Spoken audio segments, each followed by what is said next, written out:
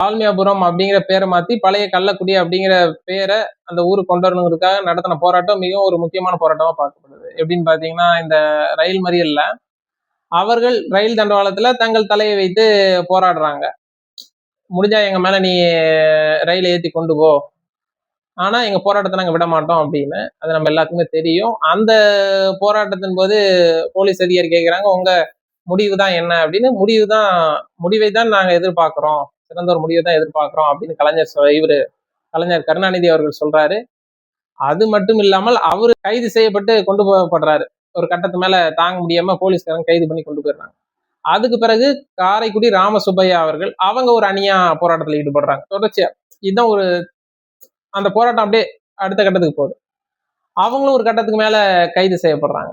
அதுக்கு பிறகு கவிஞர் கண்ணதாசன் தலைமையில இன்னொரு அணி அதே போராட்டத்தை மேற்கொள்றாங்க. இப்படி தொடர்ச்சியா இவங்க போராட்டத்தை மேற்கொள்ள இதுல ஒரு கட்டத்துல ஆத்திரமடைந்த காவல்துறை ஒரு கட்டத்துக்கு மேல துப்பாக்கி சூடு நடத்துறாங்க. துப்பாக்கி சூடு நடத்துனதுல 2 பேர் குண்டடிப்பட்டு இறந்துடுறாங்க, 10 பேருக்கு படுகாயம் ஆகுறாங்க. பல்வேறு மாவட்டங்கள்ல தமிழகம் முழுக்க போராட்டம் வெடிக்குது. தூத்துக்குடியிலையும் காவல்துறை துப்பாக்கி சூடு நடத்துது. அதனையொட்டி தமிழகம் முழுவதும் போராட்டம் தீயா பரவுதுங்க.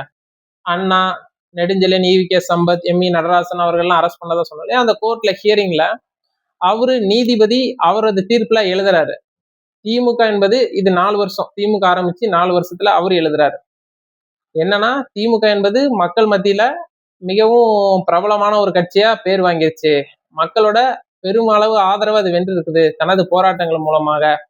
இந்த 5 பேருக்கும் மிகப்பெரிய அளவுல மக்கள்கிட்ட, பெரும்பான்மை மக்கள்கிட்ட ஆதரவு இருப்பதால் இவர்களை நான் விடுதலை செய்கிறேன், 500 ரூபாய் அபராதம் போட்டு அவரு விடுதலை செய்யறாரு. அன்றைய திமுக அவர்களது போராட்டங்கள் மூலமாக, நீதிபதியின் தீர்ப்பின் மூலமாக அந்த அங்கீகாரத்தை அவங்க பெறாங்க.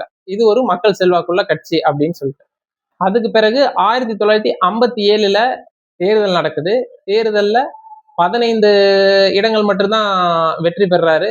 திமுக வெற்றி பெறுது. வெற்றி பெற்று எதிர்கட்சி இருக்கையில் அமர்றாங்க. இவ்வளவு போராட்டம் நடத்தி, இவ்வளவு ரத்தம் சிந்தி, இவ்வளவு குண்டடிப்பட்டு, இவ்வளவு சிறைச்சாலைகளுக்கு போய், இவ்வளவு இன்னல்களை சந்திச்சு, இவ்வளவு ஒடுக்குமுறைகளை சந்திச்சு எத்தனை இடம்? வெறும் 15 இடம். அதுக்கு பிறகு திரும்பவும் 1960ல இந்தி திணிப்புக்கு எதிரான போராட்டங்கள் தீவிரமா முன்னெடுக்கப்படுது. இந்திய அரசியலமைப்பு சட்டத்தின் 17ஆம் பிரிவு இந்தியை ஆட்சி மொழியாக கொண்டு வருவதற்கான சட்டப்பிரிவு. அந்த சட்டப்பிரிவை எரிக்கும் போராட்டம் திமுக மேற்கொள்றாங்க. அதை தொடர்ந்து மக்களை பாதிக்கும் விலைவாசி உயர்வு இருக்கு இல்லையா, எதிரான போராட்டம் அப்படின்னு திமுக தீவிரமா முன்னெடுக்கிறாங்க. மேலும் மேலும் திமுகவை மக்கள் மத்தியில கொண்டு போய் சேர்த்துட்டே இருக்கு. இந்த போராட்டங்கள் தொடர்ச்சியான திமுகவின் போராட்டங்கள் கொண்டு போய் சேர்த்துட்டே இருக்கு.